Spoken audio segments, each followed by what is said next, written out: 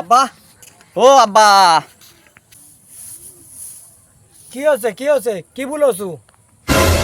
তোমাকে আমি জান্নাত যাওয়ার ব্যবস্থা করে দিয়ে আইছি। হ্যাঁ কি কোষ জান্নাত যাওয়ার ব্যবস্থা করে দিয়েছি মানে? কালকে ওই পাড়া ওয়াজ শুনতে গেছিল, বড় বড় বক্তারা বলেছে বেশি দান করলে পারে পাপ মোচন হয়ে যাবে, তুমি জান্নাত যাওয়া পারবেন। বক্তায় বলিছে তে কি হয়েছে তে আমি কিভাবে জান্নাত যাবো? বক্তায় বলিছে যে আমি জান্নাত যাবো। তোমার যে পাপ, ওই পাপের জন্য আমি এই বাইকটা টাকা লিয়ে যা দিছি। তুই আমার নামে টাকা দিছু, খুব ভালো কাম করেছু, কিন্তু তুই টাকা ঘুরে পালু? কে তোমার জমানো টাকা ছিল না, ওই গরু বেচা 7 লাখ টাকা, ওই 7 লাখ টাকা কালকে দান করে দিছি আব্বা।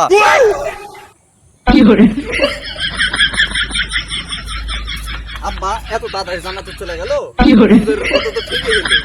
এ কে কুটে আছেন? আমার আব্বা জান্নাতের বিনা হিসাবে চলে গেছে। এ গ্রামবাসী কে কুটে আছে?